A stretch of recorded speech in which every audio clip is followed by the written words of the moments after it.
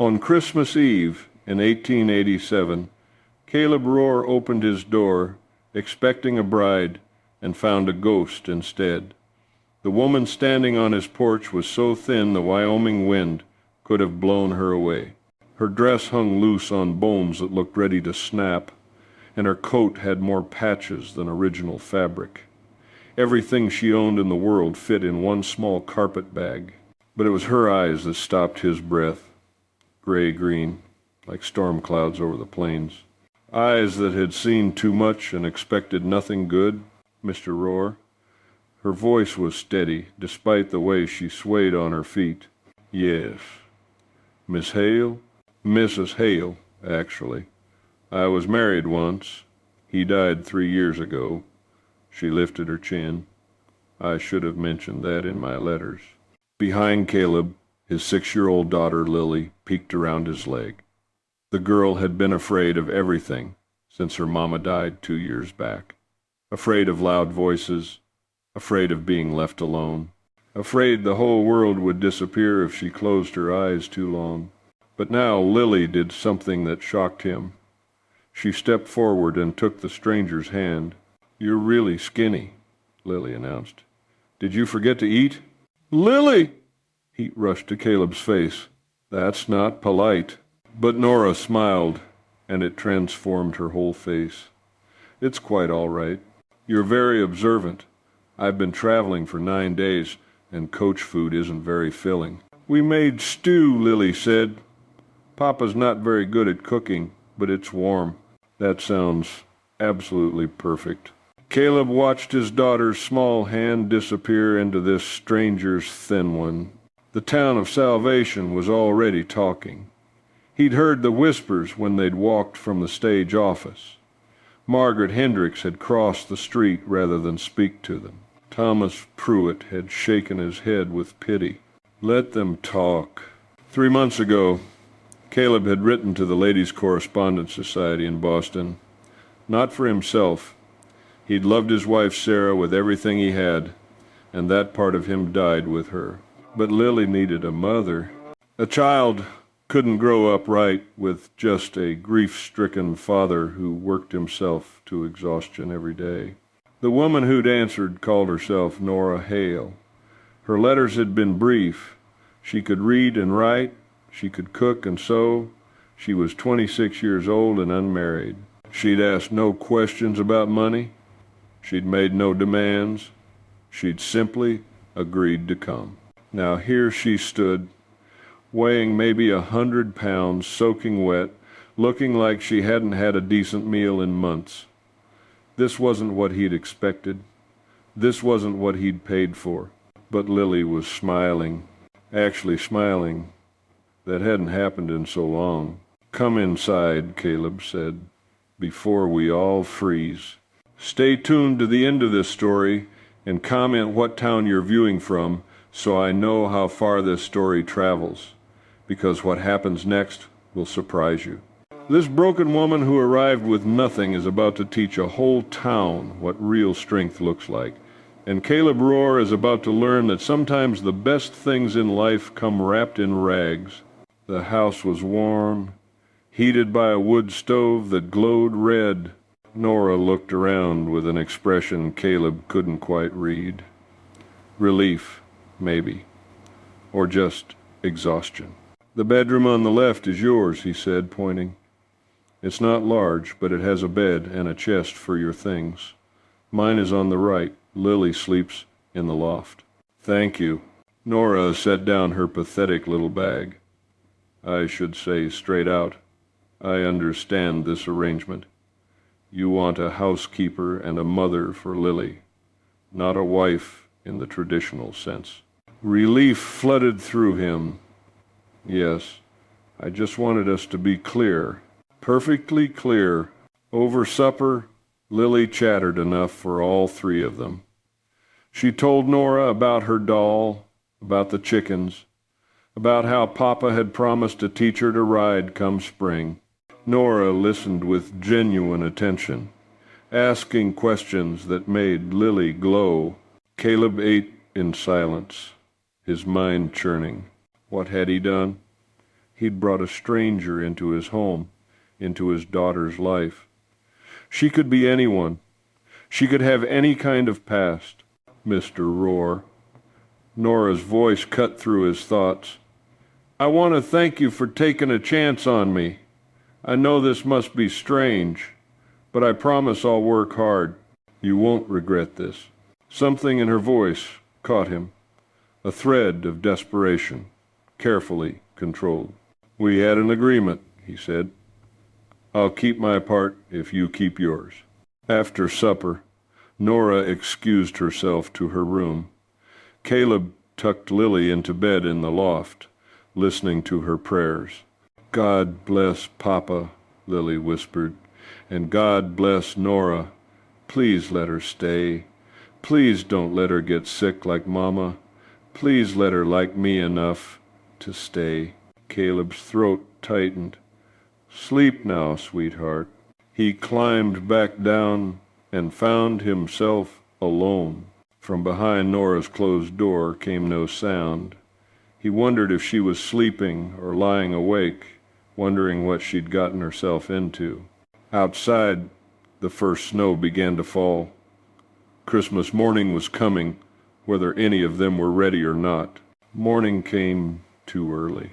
Caleb rose before dawn, as always. When he emerged from his room, he found the fire already burning and Nora standing at the stove, fully dressed.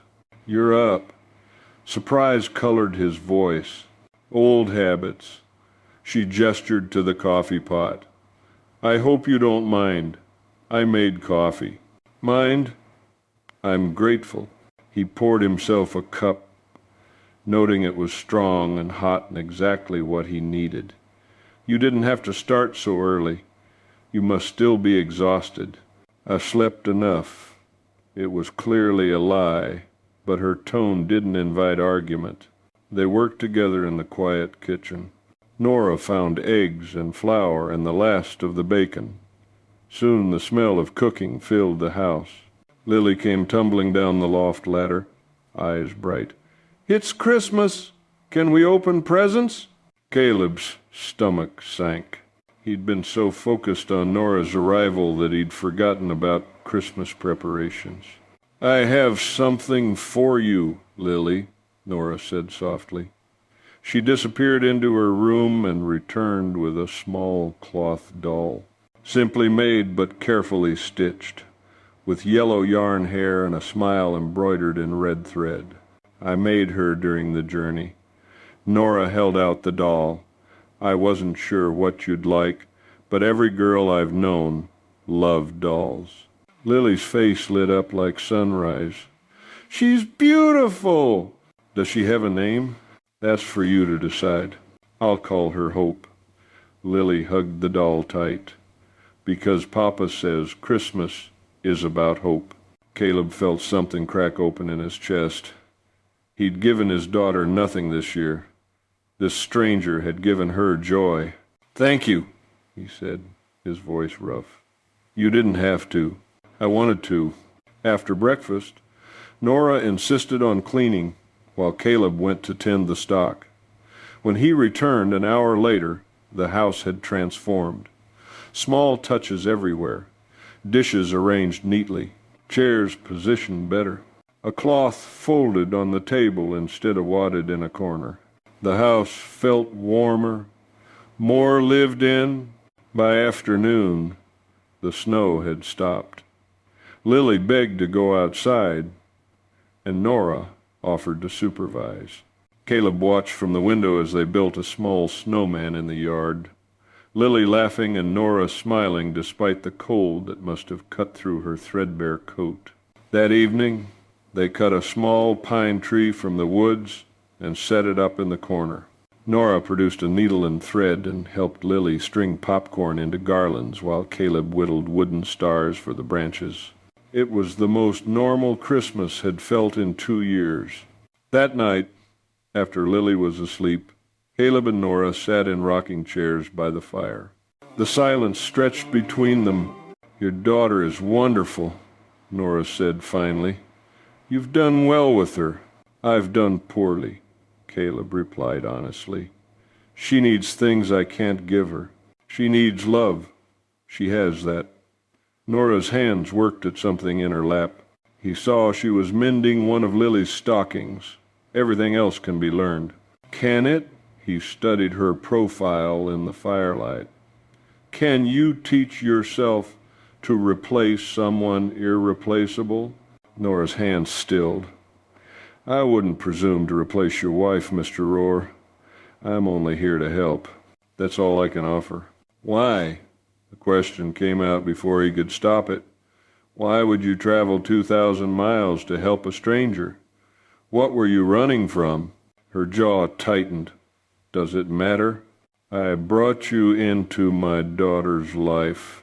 Yes, it matters. I wasn't running from anything criminal. No debts, no warrants, no angry husband waiting to drag me back." Her voice remained steady. "I was simply in a position where I needed to leave, and your advertisement offered a way to do so with dignity intact." They stared at each other across the flickering firelight. "Fine," he said finally. "Keep your secrets. But if they come back to hurt my daughter, we'll have a problem." "They won't. I promise you that." The conversation died. Soon Nora excused herself to bed, leaving Caleb alone with troubled thoughts. He'd wanted help. Instead, he'd gotten a mystery wrapped in threadbare wool. A woman with secrets in her eyes and scars he couldn't see. But Lily loved the doll. Lily had smiled today more than she had in months. Maybe that was enough. Maybe that had to be enough. Christmas had come, and with it a woman named Nora Hale. She'd arrived carrying everything she owned in a carpet bag and nothing but determination in her heart. Whether that would be enough to survive a Wyoming winter remained to be seen. Both the one outside and the one slowly forming inside Caleb Rohr's guarded heart. The days after Christmas settled into a rhythm that surprised Caleb with its quiet efficiency. Each morning he woke to find Nora already up, the fire burning, coffee made. She moved through the house like a ghost, touching everything but demanding nothing. Within a week, the cabin had transformed. Shelves no longer held dishes in haphazard stacks, but were organized by size and use. The window glass gleamed. Floors were swept twice daily. The smell of baking bread replaced the stale odor of bachelor cooking. But it was the small things that struck him most. Wild flowers in a jar on the table, despite the winter cold. Sarah's old sewing basket taken apart and reorganized. The way Nora sat with Lily each evening after supper, teaching her letters by lamplight. "No, sweetheart, the B curves this way. See?" Nora guided Lily's small hand across the slate, like a belly sticking out, and D is like a door opening. Why do they look so much the same? Lily's tongue poked out in concentration. "Because letters like to confuse us, but we're smarter than they are, aren't we?" Lily giggled. "We're very smart." Caleb watched from his chair, pretending to read the week-old newspaper. He'd never been good at teaching. His patience ran too thin. But Nora had a gift for making learning feel like play rather than work. "Mr. Rohr." Nora looked up.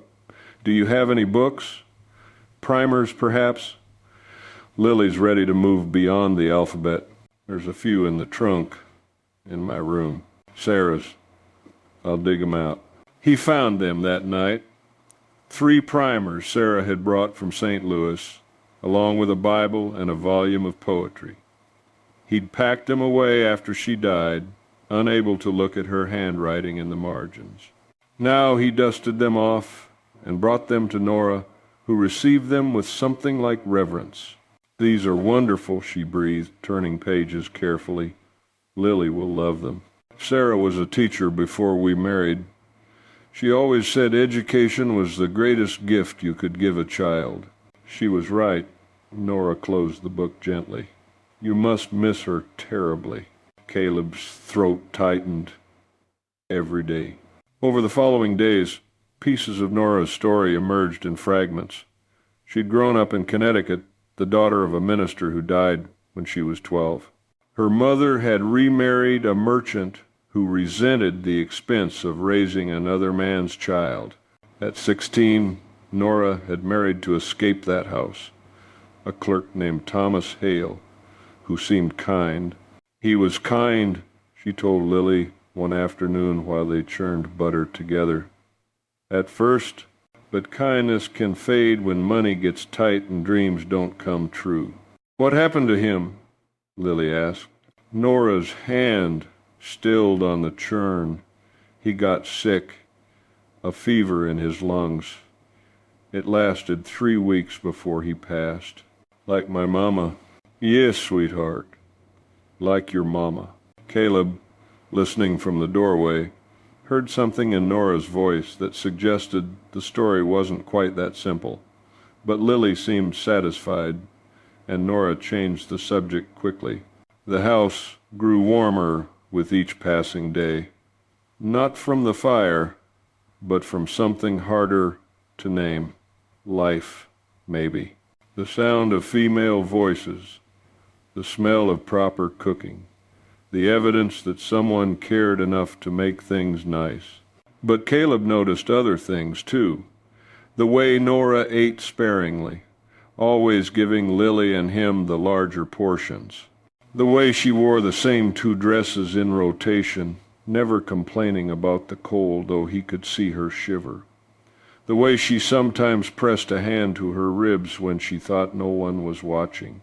One morning in early January, he found her in the barn before dawn, mucking out stalls. What are you doing? Irritation colored his voice. That's my work. You have enough work. She didn't stop shoveling. I'm capable of helping. I didn't bring you here to break your back doing barn chores. No, you brought me here to cook and clean and watch your daughter. But there's only so much cooking and cleaning a house needs. And Lily is a good girl who doesn't require constant supervision. So I find other ways to be useful. Nora, please, Mr. Rohr. She finally stopped and faced him. Let me be useful. It's all I have to offer. Something in her eyes stopped his protest. A desperate kind of pride that he recognized because he'd felt it himself after Sarah died. The need to prove worth through work. Fine, he said, but you don't need to prove anything. We had an agreement. You're keeping your end. Am I? She leaned on the shovel. Your daughter needs more than I can give her. She needs someone who knows how to be a mother, not just someone who knows how to keep house. You're doing fine. I'm doing adequately. Nora's jaw set. There's a difference. She returned to her work, and he left her to it, frustrated in ways he couldn't articulate. The truth was, she was right. Lily had grown more comfortable around Nora, less fearful. But there was still a wall between them.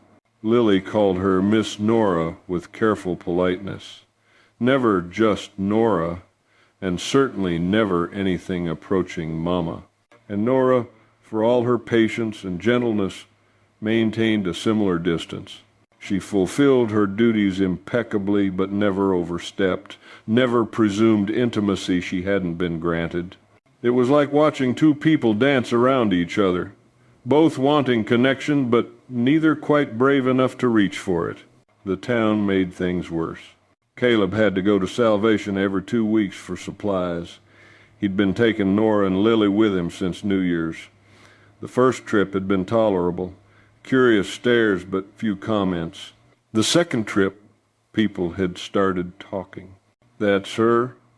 He'd overheard Mrs. Patterson whisper in the general store. My goodness, she's practically skeletal. What must his poor late wife think? Him replacing her with something the cat dragged in. Caleb had gritted his teeth and said nothing. But Nora had heard. He'd seen her face go white, seen her hands tremble. It got worse from there. I heard she came from a workhouse. Someone murmured at the post office. I heard she was a fallen woman. Poor little Lily, having to live with that creature. Each trip became an ordeal. Nora held her head high, but Caleb could see the toll it took. She grew quieter, more withdrawn. She started finding excuses not to come to town. Let 'em talk, Caleb told her, after one particularly bad trip where Margaret Hendricks had actually crossed the street to avoid them. They're small-minded fools. They're your neighbors, Nora replied quietly. And they're right about one thing. I'm not what you deserved. What does that mean? It means you could have found someone better. Someone the town would accept. I didn't ask for someone better. I asked for help. And, you're getting what you paid for, aren't you? Cheap goods, cheaply bought. Don't, Caleb stepped closer. Don't let them poison you with their gossip. It's not poison if it's true. Nora turned away. I should have been honest in my letters. Should have told you how bad things were, given you a choice. You think I wouldn't have sent for you anyway? I think you would have hesitated, looked for someone else, someone who wouldn't shame you in front of the whole town. I don't give a damn what this town thinks. You should. She met his eyes. Because Lily has to grow up here.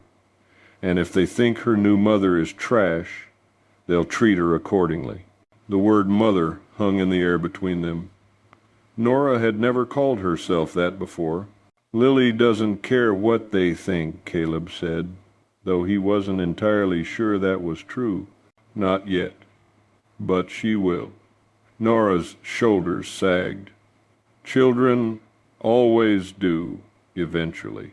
She retreated to her room after that, and Caleb spent the evening angry at everyone, at the town for their cruelty, at Nora for believing them, at himself for not knowing how to fix it. The answer came from an unexpected source 3 weeks into January. Lily fell ill. It started with a cough and low fever. Nothing alarming at first, but by evening she was burning up, her small body shaking with chills. Caleb paced the main room while Nora tended her in the loft, pressing cool cloths to her forehead, coaxing sips of water past cracked lips. Should I ride for the doctor? Caleb called up. Not yet. Nora's voice was steady. It's likely just a cold. We'll watch her tonight. But as the hours crawled past, Lily worsened. Her fever spiked higher. She began to hallucinate, crying for her mother, begging Sarah not to leave. Mama, please, she sobbed, thrashing weakly. Don't go. Don't leave me alone. Caleb stood at the base of the ladder, frozen. He could hear Nora murmuring softly, but couldn't make out the words. Then Lily's crying shifted, became more desperate. I'm scared, Mama. I'm scared. I know, sweetheart. I know. Nora's voice carried down clearly now, thick with emotion. But I'm right here. I won't leave you. I promise. You're not my mama. No, I'm not. A pause. But I'm here anyway, and I'm not going anywhere. Promise? I promise. Even if you get better and don't need me anymore, even if your papa decides he doesn't want me here, I'll still find a way to make sure you're safe. Something in her voice made Caleb's chest ache. It wasn't the careful tone of an employee fulfilling duties. It was raw, unguarded. The sound of someone who'd already given her heart away and was terrified of the consequences. Lily's crying gradually subsided. Caleb heard Nora singing then, very softly. A lullaby he didn't recognize, words in another language.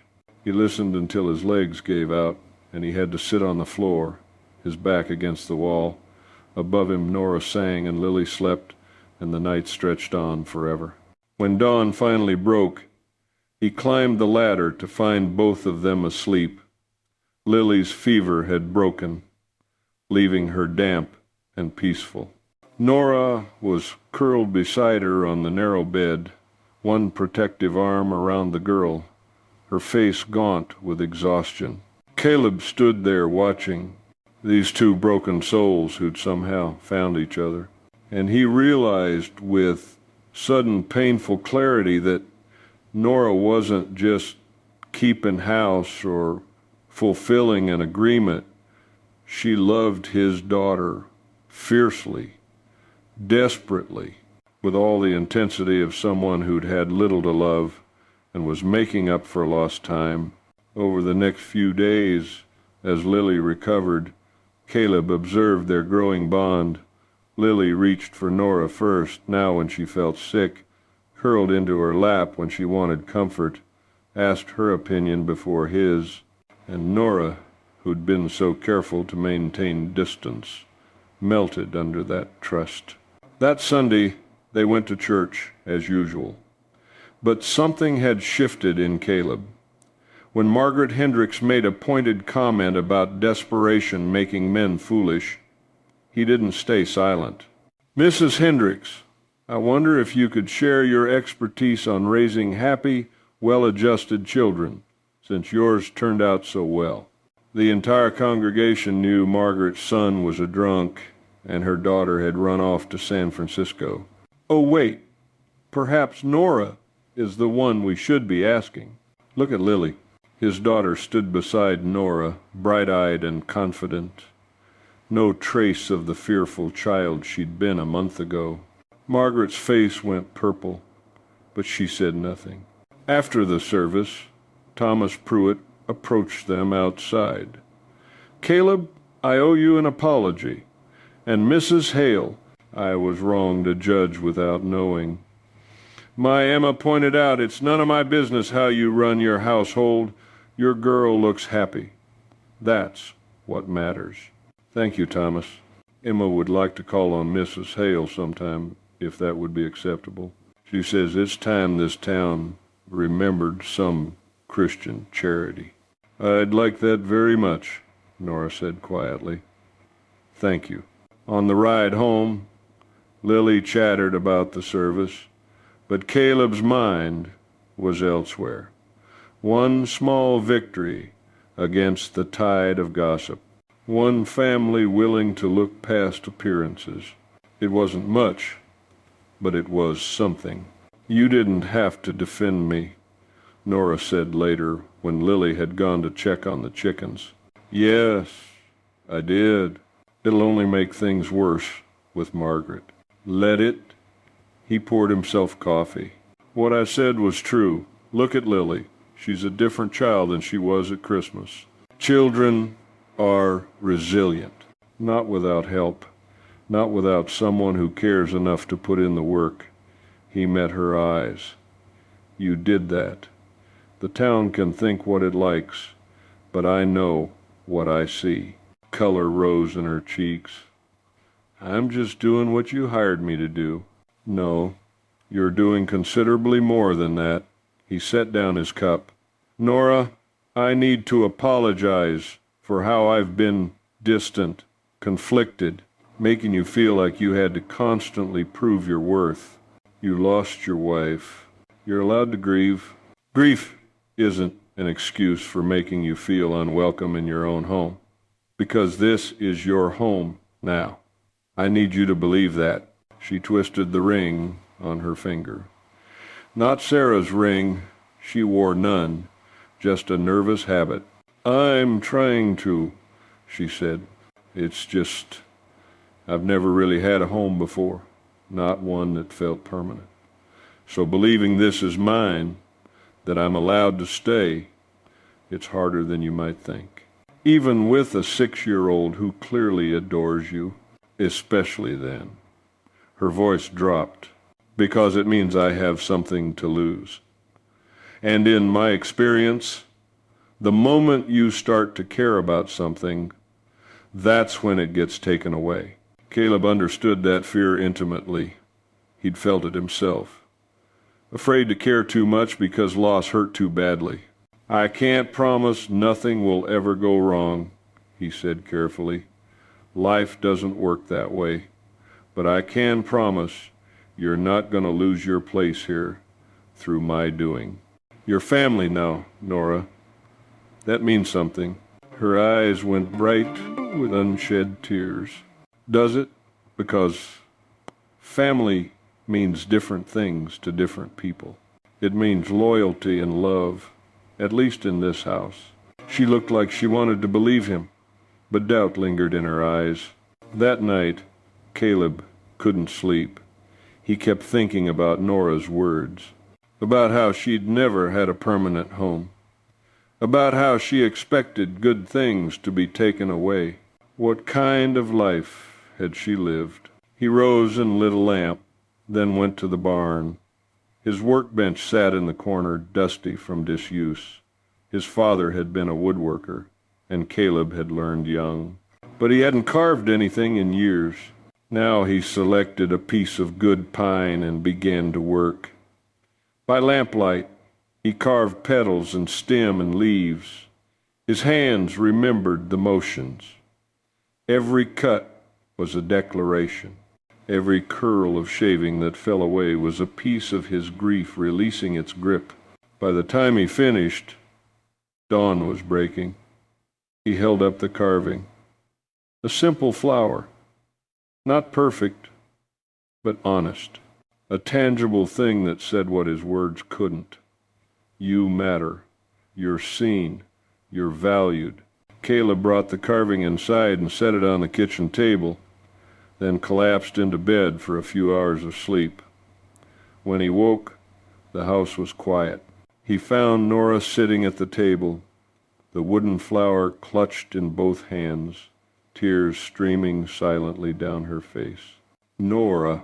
She looked up, and the raw emotion in her eyes nearly undid him.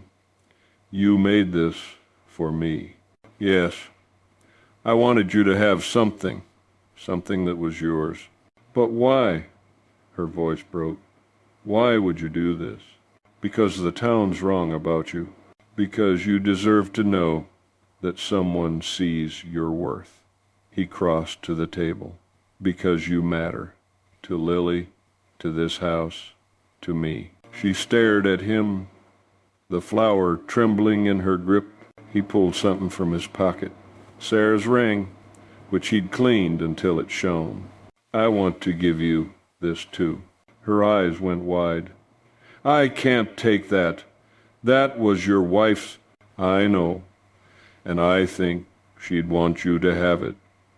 He set the ring on the table beside the flower. "Not as a wedding ring. That's not what I'm offering. But as a symbol, a promise that you have a place here. A real place. Not as hired help, but as family." "Family," she said the word like it was foreign. "Lily asked me if you could be her extra mama. Not instead of Sarah, but in addition to. And I told her we'd have to ask you." He met her eyes. "So I'm asking. Will you be that for her? Will you stop holding yourself at a distance and let yourself be the mother she needs?" "And what about you?" The question came out barely above a whisper. "What do you need, Mr. Rohr?" The honest answer terrified him. He needed to stop feeling guilty for being alive. He needed to stop comparing every moment to the past. He needed to let go of Sarah's ghost enough to see what was standing right in front of him. But he couldn't say that. Not yet. "I need Lily to be happy," he said instead. "And you make her happy. That's enough." It wasn't enough, and they both knew it. But Nora nodded slowly, picking up the ring with shaking fingers. "All right," she said. "I'll try. I can't promise to be what Sarah was. I don't want you to be Sarah. I want you to be yourself. That's who Lily loves. That's who belongs here." Nora slipped the ring onto her finger. It fit perfectly. Then she did something that shocked him. She stepped close and wrapped her arms around him in a brief, fierce hug. "Thank you," she whispered against his chest, "for seeing me, for choosing me." Before he could respond, she pulled away and hurried to her room, the flower and ring clutched close. Caleb stood frozen. What had he just done? He'd meant to give her confidence. Instead, he'd opened a door he wasn't sure he was ready to walk through. The change in Nora was subtle at first. She still rose before dawn, still worked with quiet efficiency, but something in her posture had shifted. She held her head higher, met his eyes more readily, and with Lily, the careful reserve crumbled entirely.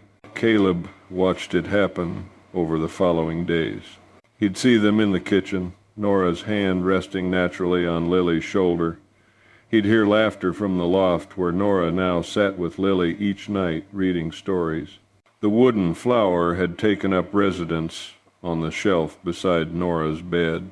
And Sarah's ring, he couldn't stop noticing it catching the light as Nora worked. One morning, nearly a week after he'd given her the gifts, Caleb came in from the barn to find Lily setting the table while Nora made breakfast. "Mama Nora, can I have jam on my biscuit?" Lily asked.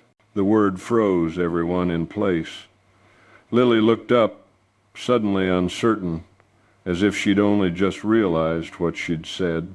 Nora stood motionless at the stove, her back to them, one hand pressed flat against the counter. "Lily," Nora said softly, still not turning around. "You don't have to call me that, but I want to." Lily's voice was small. "You said I could have an extra mama. Papa said we asked you, and you said yes. So can I?" Nora finally turned, and Caleb saw tears streaming down her face. But she was smiling, truly smiling. "Yes, sweetheart, you can call me whatever feels right to you." "Mama Nora." Lily tested it again, her face lighting up. "Mama Nora! Mama Nora!" She sang it like a song. Nora crossed to her and knelt, pulling the girl into her arms. "I love you, Lily, so very much." "I love you too, Mama." Caleb had to turn away, his own eyes burning. This was what he'd wanted. Lily happy, Lily healing. "Mr. Rohr." Nora's voice was tentative. Are you all right with this?" He forced himself to turn back, to meet her uncertain gaze. "It's what Lily needs, what she wants. So, yes." Relief flooded her features. That Sunday, they went to church as usual. But this time, when the whispers started, Nora didn't shrink. She walked beside Caleb with her head high, Sarah's ring visible on her finger, Lily's hand clasped firmly in hers. When Margaret Hendricks made a pointed comment about desperation making men foolish, Caleb heard himself respond, "Mrs. Hendricks, you've been spreading poison about my family for weeks now. It stops today." The entire congregation went quiet. "Nora came here on Christmas Eve looking like she'd been through hell," Caleb continued, his voice level but firm. "And you want to know why? Because she'd spent 3 years caring for her dying husband, using every cent she had to buy medicine that didn't work, selling everything she owned to pay doctors who couldn't help.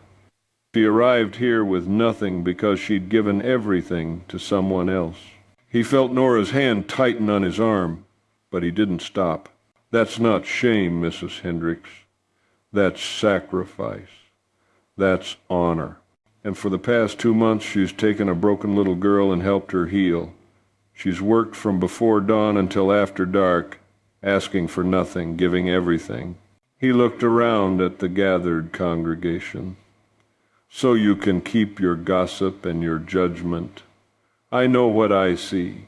I see a woman of character and strength. I see someone who's earned her place. The silence deepened.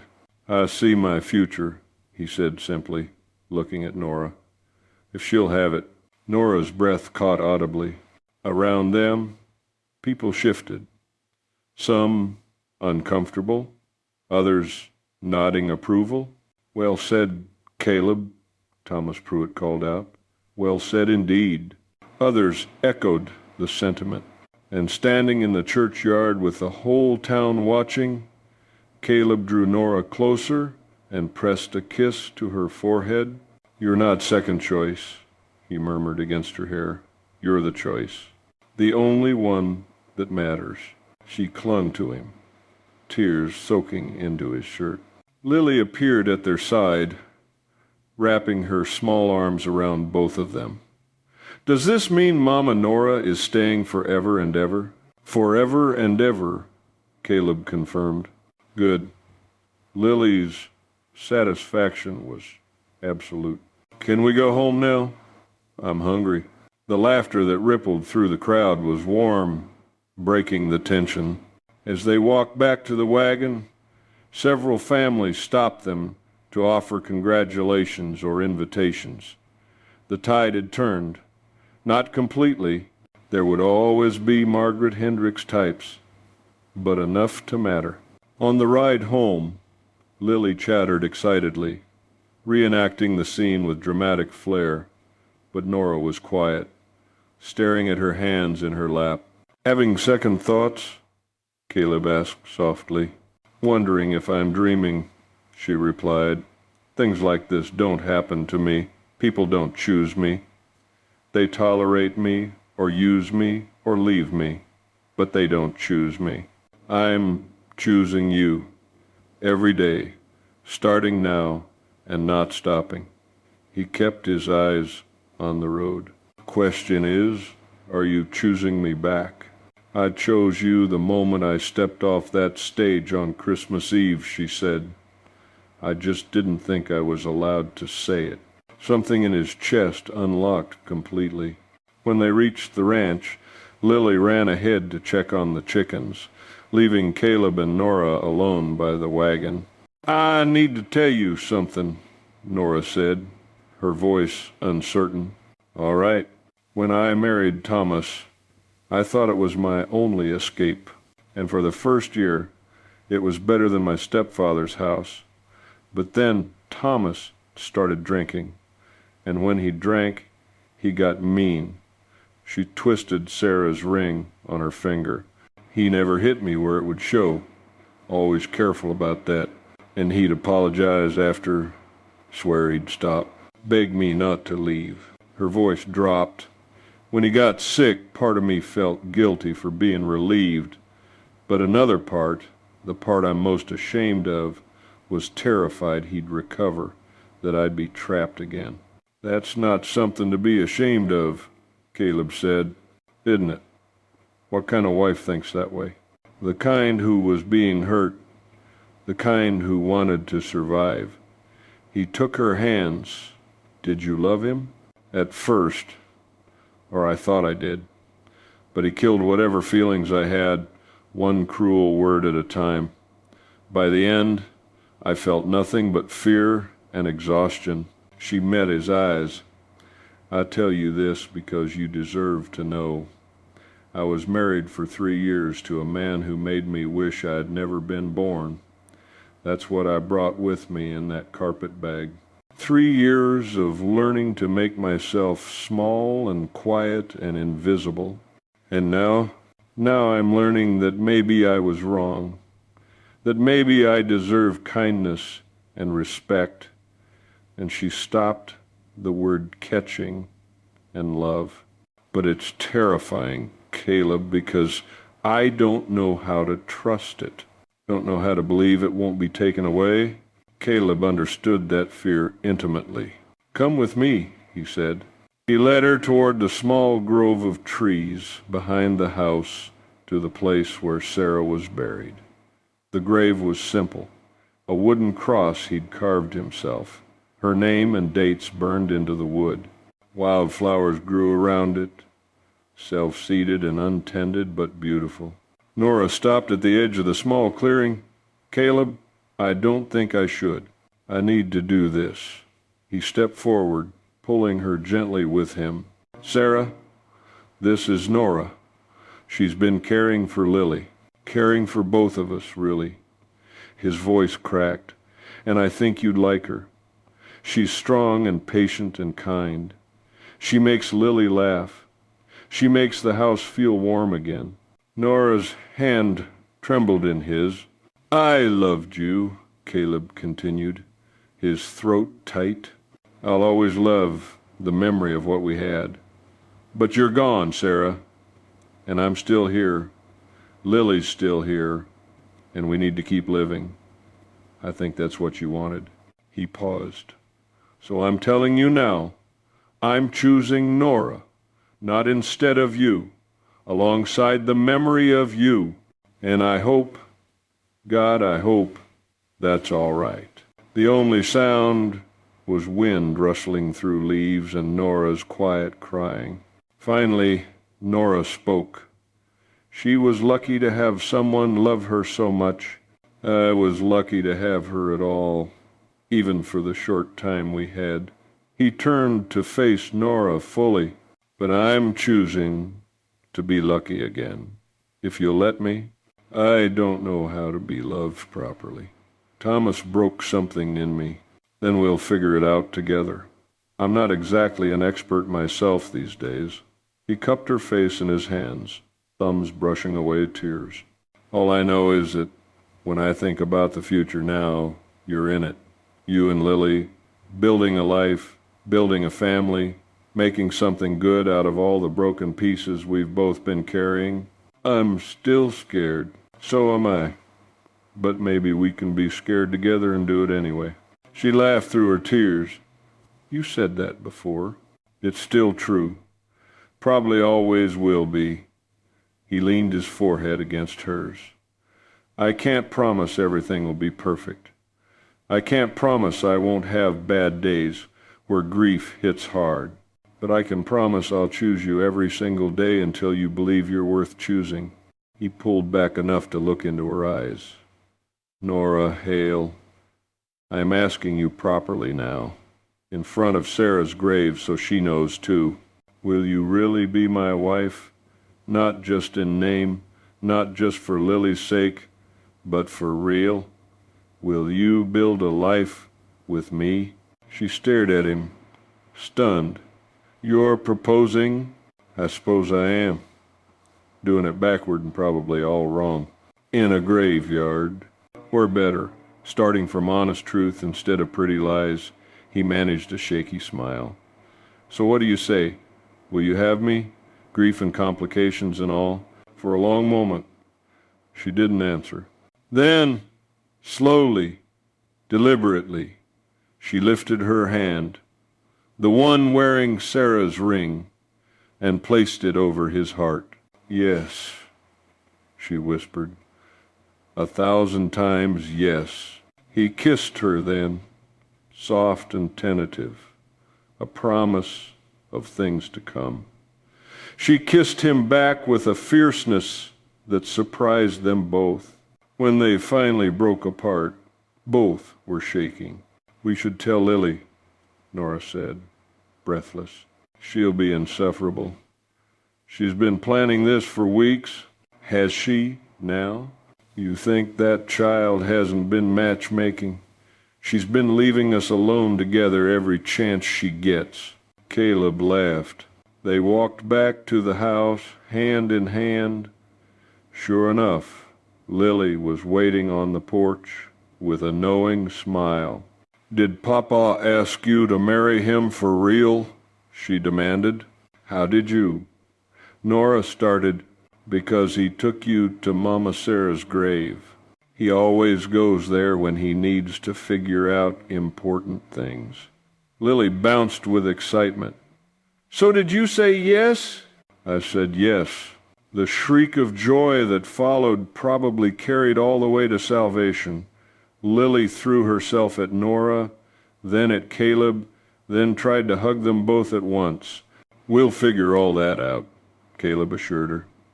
"But first, Nora and I need to talk about what we're actually doing here." They sat at the kitchen table after Lily finally wore herself out and went to play.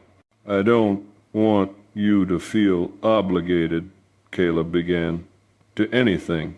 We can take this as slow as you need." "What do you want?" Nora asked. "Honestly, I want what we've been building. You and me and Lily being a family. I want to wake up to coffee already made and go to bed knowing someone else is there. I want conversations at the end of the day and someone to share decisions with." He stopped, heat rising in his face. "What?" she prompted. "I want more than that eventually. But I understand if you need time after Thomas." "He made me afraid of intimacy," she said quietly. "But he didn't kill the part of me that wants connection, that wants to be held and touched with kindness instead of anger." Color rose in her cheeks. "I may need patience and gentleness, but I'm not opposed to being a wife in all ways when the time is right." The air between them felt charged. "Then we'll know when the time is right," he said. "No pressure, no expectations beyond what we both want." They set the wedding for the first Sunday in April, giving springtime a chance to arrive in earnest. Over the next few weeks, word spread through Salvation and the surrounding ranches. Emma Pruitt made good on her offer, inviting Nora to the quilting circle where the women of the town welcomed her with varying degrees of warmth. "They asked how we met," Nora reported one evening, amused. "I told them the truth. Mail-order brides showed up on Christmas Eve in rags. You should have seen their faces." Did Margaret have anything to say? Oh, she had plenty to say. But Emma shut her down beautifully. Pointed out that Ruth in the Bible was also a stranger who came from nothing and became a great woman. Nora grinned. Margaret couldn't argue with Scripture. Caleb pulled her close, marveling at how natural it felt now. "I'm proud of you, for holding your ground. I am learning from the best." She kissed his jaw. "You've been showing me how to stand up for myself since Christmas. You always knew how.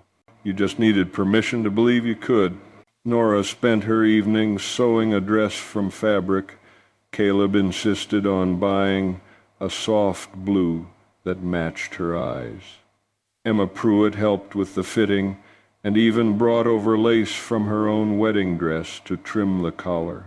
Lily was beside herself with excitement, practicing her role as flower girl with such dedication that Caleb worried she'd wear herself out before the actual day. She picked wild flowers daily, making bouquets that filled the house with color and fragrance. One evening, as they worked together on the dress, Nora looked up at him with serious eyes. "Caleb, I need to ask you something." "All right. When we marry, will you expect me to stop wearing Sarah's ring?" The question caught him off guard. I hadn't thought about it. "Why?" "Because it means something to me now. It's a symbol of belonging, of being chosen, and I don't want to give that up, even when I have a wedding ring of my own." Caleb knelt beside her chair. "Then don't give it up. Wear both." Sarah would understand. She was practical above all else. She'd want you to keep whatever gives you comfort. "Are you sure?" "I'm sure."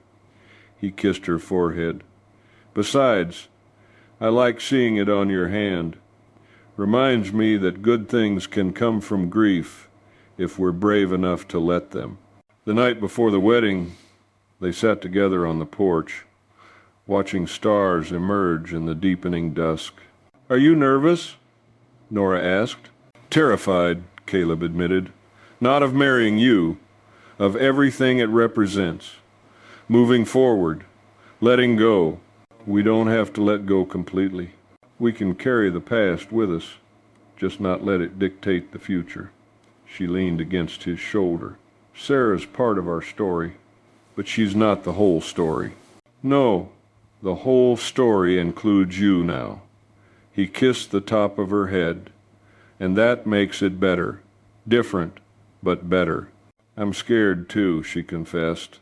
Scared that I'll wake up and this will all have been a dream, that I'll be back in Boston, alone and cold, and convinced I'll never matter to anyone.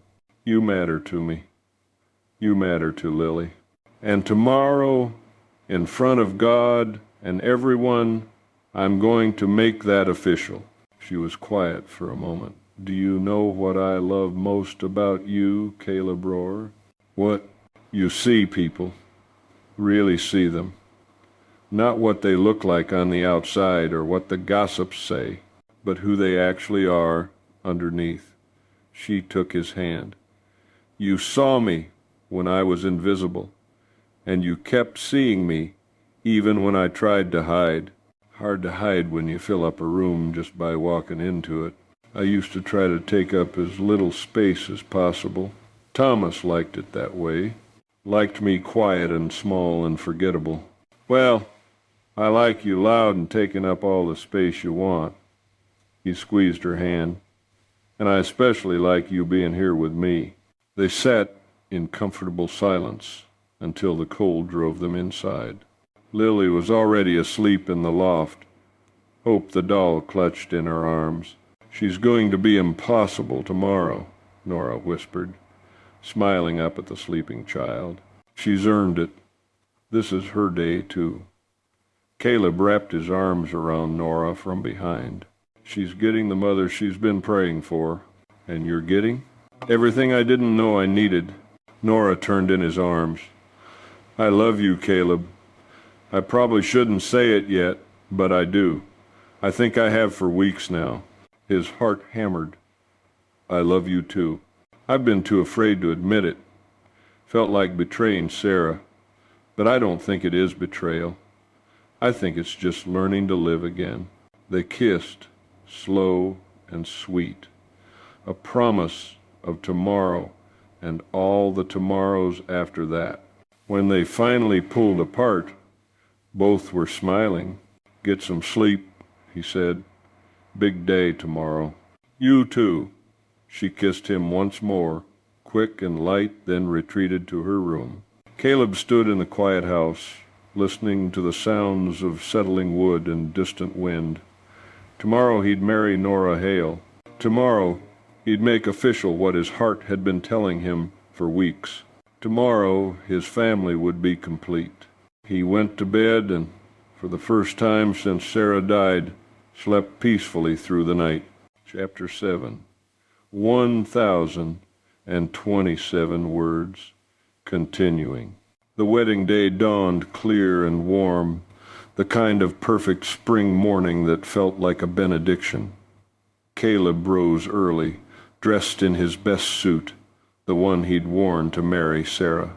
He touched the fabric, remembering that day. Then he thought of Nora, waiting in her room, probably nervous and scared and hopeful all at once. Two loves, different, but both real, both worth honoring.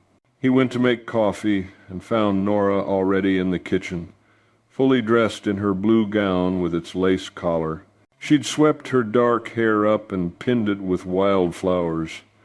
Around her neck, on a ribbon, hung the wooden flower he'd carved. You're beautiful, he said, and meant it.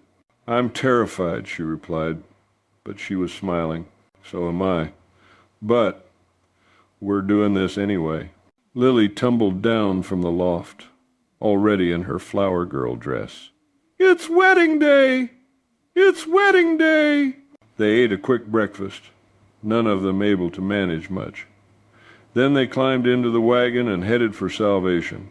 The church was nearly full when they arrived. More people than Caleb had expected. Reverend Michaels met them at the door with a warm smile. Ready, son? As I'll ever be.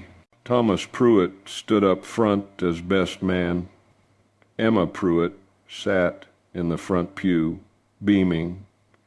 And scattered throughout were faces both friendly and curious. Margaret Hendricks sat in the back, her expression sour. But she'd come, and that was something. The ceremony began. Lily walked down the aisle, scattering flower petals with serious concentration. Then came Nora on Emma Pruitt's arm. Caleb's breath caught. She was radiant with joy and terror in equal measure. When she reached the altar, Emma placed Nora's hand in Caleb's and whispered something that made Nora laugh quietly. Reverend Michaels began the familiar words. Caleb heard himself make promises, heard Nora's voice shake as she repeated her vows. When the minister asked for the rings, Thomas handed over a simple gold band Caleb had bought in salvation. "This ring symbolizes my promise," Caleb said as he slipped it on beside Sarah's ring. "To choose you, to honor you, to build a life worth living with you." Nora's eyes were bright with tears as she placed a matching band on his finger. "And I promise to believe I'm worth choosing, to trust your love, to be brave enough to build that life beside you." "Then, by the power vested in me," Reverend Michael said warmly, "I pronounce you husband and wife. Caleb, you may kiss your bride." He did, carefully and sweetly, aware of Lily's delighted squeal and the congregation's applause. When they broke apart, Nora was crying openly, but she was smiling too. "We did it," she whispered. "We did it," he agreed. "No going back now. Wouldn't want to even if I could." The celebration afterward was simple but joyful. Several families had contributed food, setting up tables in the churchyard for a proper wedding breakfast. Caleb watched Nora move through the crowd, accepting congratulations and well wishes. She was no longer the desperate woman in rags. She was Mrs. Rohr, beloved of one of their own, mother to Lily. She'd earned her place through time and perseverance. Margaret Hendricks approached eventually, her expression still sour. "Well, Caleb, you've made your choice. I hope you don't live to regret it." "The only thing I regret, Margaret, is not making it sooner." He met her eyes steadily. "Nora is the best thing to happen to my family in 2 years. And if you can't see that, the problem's with you, not her." Margaret huffed and walked away, but her power over the town's opinion had waned. As the afternoon wore on, guests began departing. Finally, only Caleb, Nora, and Lily remained, gathering the last dishes and walking toward their wagon. "Can I sit in back?" Lily asked. "I'm tired." "Of course, sweetheart." Nora helped her up, tucking a blanket around her small form. They drove home in comfortable silence, Lily dozing behind them. When the ranch came into view, Caleb felt something settle in his chest. This was home, truly home. Not just the place where he worked and slept, but the place where his family lived. As he helped Nora down from the wagon, he noticed something near the cabin steps. Bright marigolds were blooming in a patch of earth he could have sworn was barren just days ago. "What?" He stepped closer, confused. Then he remembered. Sarah had planted marigolds the first spring they'd lived here, delighted when they reseeded themselves and came back year after year, but they hadn't bloomed since she died. Now they blazed orange and gold in the late afternoon sun. "Mama Nora, look!" Lily had woken and tumbled from the wagon, running to kneel beside the flowers. "They're so pretty!" Nora knelt too, touching the petals with reverence. Marigolds. They mean optimism and new beginnings in the language of flowers.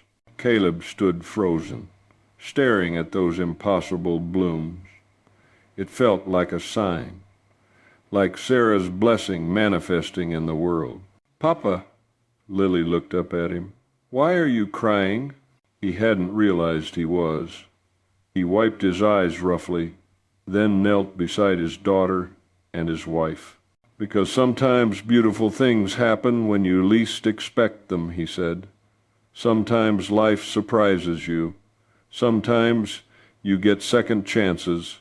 Nora took his hand, understanding in her eyes. Together they looked at the flowers. Sarah's flowers blooming again after 2 years of silence. Not replacing the past, just making room for the future. "We should go inside," Nora said softly. "It's getting late." Caleb stood and offered her his hand. She took it without hesitation. Lily grabbed both their free hands, creating a linked chain of 3. Together, they walked into the cabin. The door closed behind them with a gentle sound. Inside, lamplight glowed warm. The smell of home, coffee and bread, and life lived together, wrapped around them like an embrace. Caleb looked at Nora, really looked at her. Not the desperate woman in rags who'd appeared on Christmas Eve, but the strong, courageous woman she'd always been underneath. "Welcome home, Mrs. Rohr," he said. She smiled. "I've been home since Christmas, Mr. Rohr. I just didn't know I was allowed to stay." "You're allowed. You're wanted. You're loved." He pulled her close, feeling Lily wrap herself around both her legs. "And you're never leaving. None of us are. We're home. Finally, completely home." That night, after Lily was tucked into bed and the house had settled into quiet, Caleb and Nora sat together by the fire. "Are you happy?" he asked. "More than I ever thought possible." She leaned against him. "I keep waiting for something to go wrong, for someone to tell me this isn't real." "It's real. I promise you that." "I know. In my head I know. But my heart is still learning to believe." "Then I'll keep proving it until your heart catches up." She tilted her face up to his. "Make love to me, Caleb. Not because we're supposed to now that we're married, but because I want to. Because I choose this. Choose you." His breath caught. "Are you sure? We can wait as long as you need." "I'm sure. I don't want to wait anymore. I don't want fear to steal one more moment from me." He kissed her then, deep and thorough, a promise and a question all at once. She kissed him back with equal fervor, her hands coming up to frame his face. "I love you," she whispered against his mouth. "I love you too. So much." They moved to his room, their room now, closing the door behind them, and in the warm darkness, with gentle hands and patient love, Caleb showed Nora what it meant to be cherished. She cried afterward, but they were good tears, healing tears. "Thank you," she whispered. "For what?" "For being kind, for being patient, for making me feel beautiful instead of broken." "You are beautiful, and you were never broken. Just bent for a while." She laughed softly. "I like that. Bent, but not broken." They fell asleep wrapped around each other. Two souls that had been lost, finding home in each other's arms. The weeks that followed were the happiest Caleb could remember since Sarah died. The house filled with laughter and life. Lily bloomed under Nora's patient attention, her reading improving daily, her fears fading, and Nora herself transformed. She gained weight, color returning to her cheeks. She laughed freely now, sang while she worked, moved through the house with confidence instead of caution. "I was thinking," she said one morning over breakfast, "Lily's birthday is next month. We should have a party. Invite some of the children from town." "You think they'd come?" "Emma says they would, and it would be good for Lily. She needs friends her own age." Caleb watched his wife plan, her face animated with excitement. This was the Nora who'd been buried under years of abuse and poverty. This was who she'd always been meant to be. "Then let's do it," he said. "Whatever you think is best." The party was a success. 6 children came, along with their mothers. They played games in the yard, ate cake Nora had baked, and shrieked with laughter. Even Margaret Hendricks's daughter brought her child, offering a stiff but genuine apology to Nora. "I'm sorry for how I treated you. Mama was wrong. We all were." "Thank you," Nora said graciously. "That means more than you know." That night, lying in bed, Nora said, "I never thought I'd have this. A home, a family, people who care. You have it now. Forever. I'm pregnant." The words hung in the air for a moment. Then Caleb's brain caught up. "You're what?" "Pregnant. About 6 weeks, I think." She sounded nervous. "I know it's fast. We've only been married a month.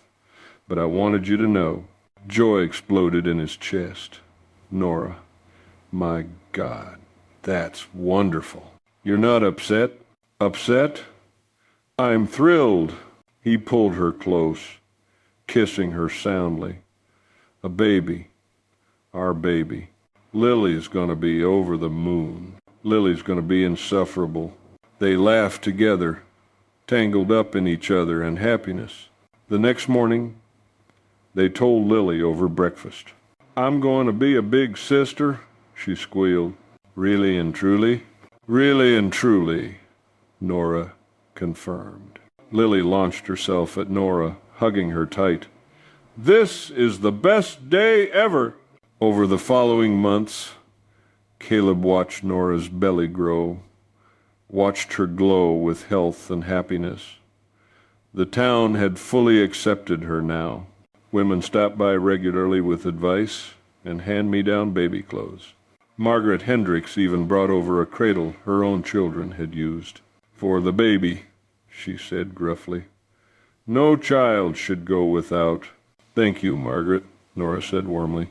"That's very kind." After she left, Caleb pulled Nora into his arms. "You did that," he said.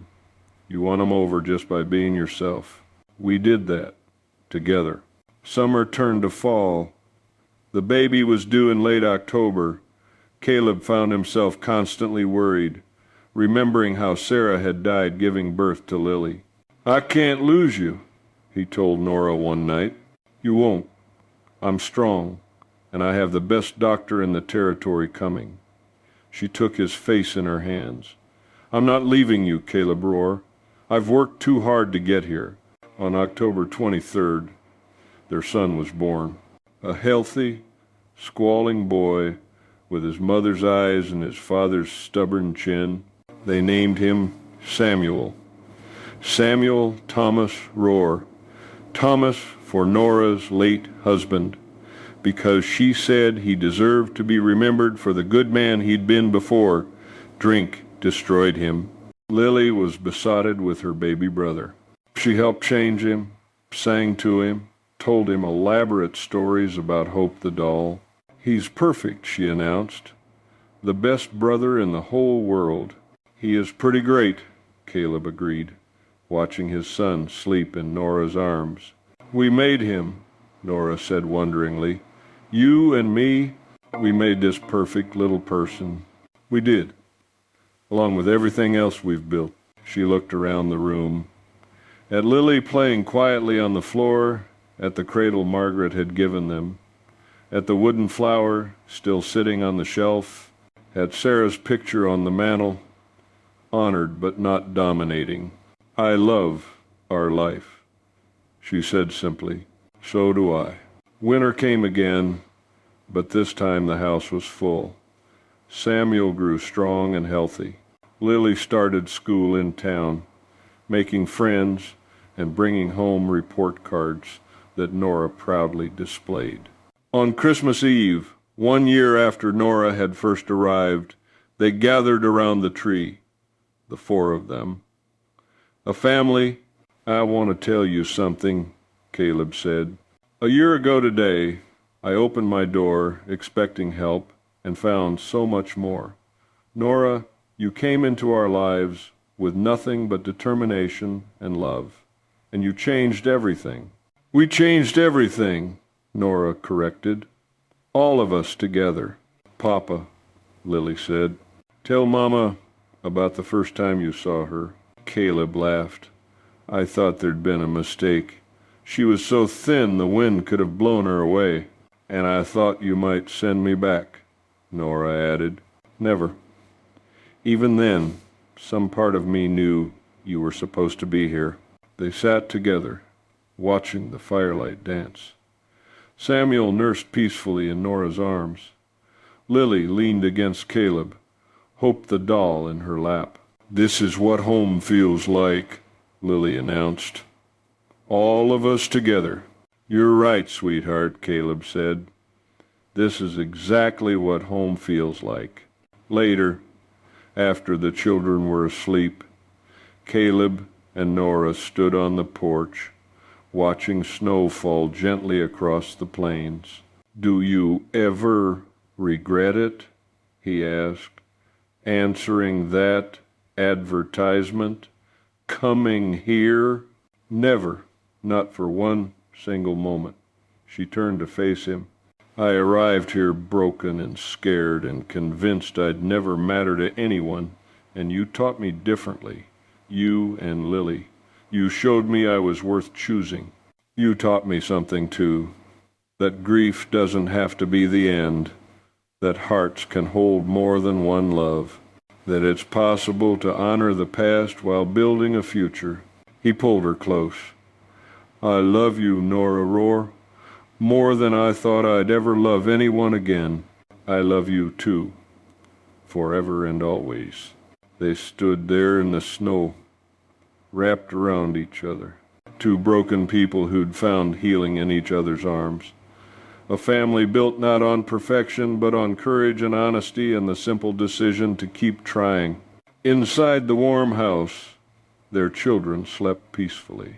Outside, marigolds lay dormant beneath the snow, waiting for spring to bloom again. And in between, Caleb and Nora held tight to what they'd built. A home, a family, a love worth fighting for. The woman who'd arrived in rags on Christmas Eve had become a wife, a mother, a pillar of the community. She'd traveled 2,000 miles on faith alone and found everything she'd been searching for. And the man who'd thought his heart died with his first wife had discovered it was only sleeping, waiting for someone brave enough to wake it again. They were home. Finally, completely, forever home.